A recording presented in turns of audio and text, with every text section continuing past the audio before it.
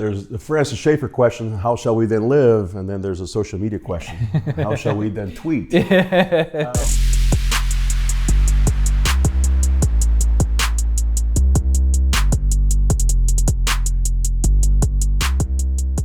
So welcome to episode 3 of the Capture the Dragon podcast with Yuri Brito. Today's topic, no small one, social media. Social media. The Christian and social media. Yeah. So Yuri, how should the Christian view social media? There's the Francis Schaeffer question, how shall we then live? And then there's a social media question, how shall we then tweet? Yeah, well, the question of social media is obviously one our forefathers hadn't thought through, right? However, the great social media forefather, of course, was the Gutenberg press. Of course, that in many ways brought about the Protestant Reformation in faster ways than ever. So if you wanted to see the birth of a movement sort of take over Europe in a short period of time, look no longer to 1517 and the effects of that. The level of speed in translation and how a series of theses can be translated, propagated, sent out to the marketplace, consumed, absorbed, and behold, you have the Protestant Reformation. So in some ways, that was the first great social media experiment of history, and that went, depending what your side of the aisle is, from our estimation, spectacularly well. But as we consider contemporary ways of how Christians communicate truth, the social media sphere, whether through Facebook or LinkedIn or Twitter or Instagram or whatever platform, has allowed Christians to propagate our message, to send it out into the watching and hearing and listening world, reading world in a remarkable speed, undoubtedly.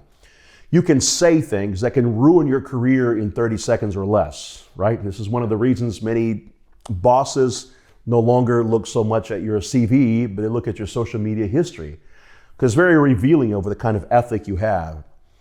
And so as a Christian thinks about the way in which he communicates, he has to think very carefully, because the way he communicates is going to be a reflection of the worldview that he holds, right?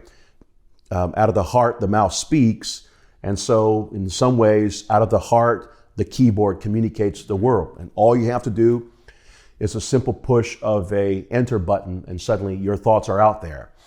Now, obviously, abuses are everywhere, but as the great Luther would say, the abuse of something is not an argument against its proper use.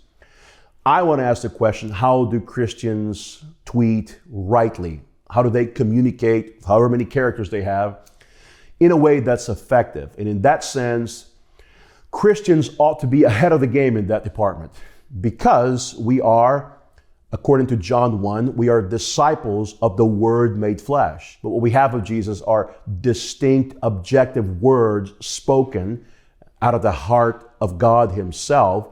Then Christians live in many ways in a word world. Because of that, we need to be, in some ways, ahead of the game when it comes to speaking and communicating truth to the world.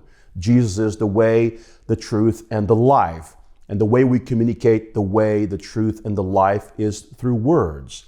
We can do some dramatization of those words, but ultimately, they are words spoken. When you interpret a piece of art, you can't interpret it only in your mind. They have to come out in word, right? Or spoken words, which has to be transcribed into words. It all goes back to words. And if we don't take dominion over the social media sphere, we're losing a remarkable gift that God has given us. In fact, I would say we're squandering, we're wasting a gift that God has given us to be used wisely and properly for the glory of His name. Yeah, you talk about the printing press. This is the gospel now can go around the world in 30 seconds. Yeah. So are you encouraging Christians then to be on social media and to be proclaiming the good news on that platform? Yeah, in some ways, one of the old sort of heroes of the Christian Reconstruction movement by the name of Gary North, who died some months ago, encouraged everybody to start a YouTube account. Because do you have a gift in some area? Do you enjoy Legos? Do you enjoy art? Do you enjoy music? Well, do you have something distinct to say that other people can't say? Start a YouTube account. Now, I am a pastor, and Even if I weren't a pastor, I would still have the same view. But because I'm a pastor, I shepherd a flock, which means that I believe that when people do these things, it must be under the submission of their local sessions or leaders. We don't want people to sort of use a platform divorced from their local communities, right? So if you're going to speak with the knowledge that you have gained and garnered from your community, not in distinction or in separation from them. You're going to hold different ideas in your community at times. That's fine, but do it in submission to that community. Don't tweet, don't Facebook, whatever, as if you were this kind of ecclesiastical anarchist going out into this wild west, as if you have no allegiance to no one, as if you have no loyalty to no leader. Don't go as your own pope. Sometimes Protestants we critique and demur Roman Catholic papacy, but in some ways we make ourselves to be our own popes, and we think we can develop theology in the public square divorced from the kinds of authority figures that God has asked us to submit to. What are some other pitfalls you would warn? Well, there's some pitfalls, I think, that a little bit of pastoral guidance can be helpful. And I've done this sometimes with some of the members of my church. It's like, you've gone a little too far, come back a little bit. So there's a real serious danger when people can go independently out there and act as if the world is a battering cage or whatever, that they're only out there to destroy things. There has to be a season where they build things up. So that's another pitfall. On the other hand, what are the benefits of social media? I think one of the great benefits of social media is that it allows the world to know who you are. So that when the world sees you, they say, well, that man is either for us or against us. Or at the very least, he is the kind of man who has thought carefully about this issue. He's the kind of man who has taken rebuke well. He's the kind of man who has gone back and said, yeah, I misspoke. Here it is, I have edited this post, or I've added a clarification the day after. So it allows the Christian to think through these issues carefully and also use repentance as a tool to communicate. If you're going to be in the department of speaking in the public square, and social media is an immediate wardrobe into the public square, if you're going to be in that world, and if you're going to speak strongly on certain issues, be prepared for the fire that's coming, right? I faced that. I suspect many of us who have been in the social media world for some time have faced that. Because suddenly the things that you treasure are the things that other people out there despise. And they're going to speak very angrily on these issues. So be prepared for the kind of fire that's going to come back.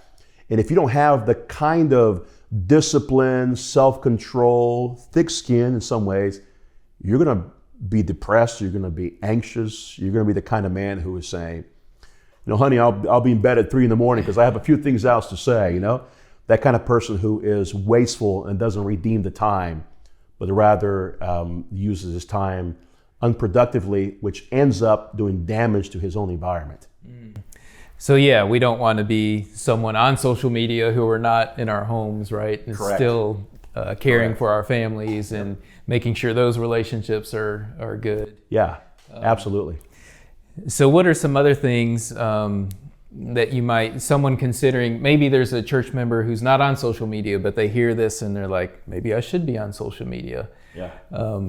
They should consider how much time it might take. Yeah. But what are some other things you would maybe counsel them in being prepared to go into this public square to do? That's a good question. Tweet, Facebook economically. That's what I always tell people. We will know if you have a lot of time in your hands if you are if your keyboard's starting to catch on fire sometimes throughout the day. And so I would say use social media economically, use it wisely, and use it in a way that beautifies the environment and beautifies the eyes of those who read it or who watch it, so that they're ministered to as well. And so that's something to keep in mind. If you don't have the kind of self-discipline or the kind of self-control, or if you struggle with, with easily becoming saddened by negative observations, don't join that effort. Take the time to think through these issues carefully. Just because you have an opinion about something doesn't mean it needs to be opined upon every single time. But for those who are interested in sort of, engage in that world and have something to say, find an area where you have dwelt in for some time, have read very carefully through, have some intelligent observations, and then begin that way. Begin in the field that you know really well before you're opining about geoeconomic issues in Russia. Begin with the simple things. Look, here's a motorcycle, and here's something that I've done with my motorcycle. And I think this effort is the kind of effort that glorifies the God that I worship. And so begin with the kinds of things you find yourself, your comfort zone, and then build from there. Build a platform from the things that are familiar and then work your way out from there. But I do think that the social media world is a world that can be vastly beneficial, and that a lot of people in our day are very fearful of entering that world, not because they struggle with issues of confidence or self-control, but because they're afraid of speaking Christianly about certain issues that are out there. In that manner, I would encourage people to fear not. I would encourage people to be bold, and I would encourage them to have a social media platform, even if it's just something they do once a week. But to have that kind of world where they're interacting and also being a witness in a platform that is massive. It's like someone came to you and said, do you love Jesus? I love Jesus. How would you like a platform where there's a possibility that initially 10 and at most 5,000 people would hear what you have to say on a daily basis? You have that platform where you can communicate the things that you believe to be true, good, and beautiful. Would you take that opportunity? Absolutely. I would take it, but many Christians are fearful because they have bought into the myth of neutrality, or because they're afraid of what Aunt Susie might say, or because they're afraid of what their unbelieving co-workers might say, because they're afraid that if the world knows, if their community knows that they feel strongly about how God's principles of marriage are to be applied, that they might lose some kind of gravitas and status in their community. Well, at the end of the day, every Christian must make a decision about how he feels about these issues. To remain neutral is a decision. And I think the social media world has opened us an opportunity to speak very objectively to these issues. And so I think the Christians should take them up on that offer. And we might say, be authentic on social media. Yeah. So there's the criticism on social media that you can look like whoever you want, right?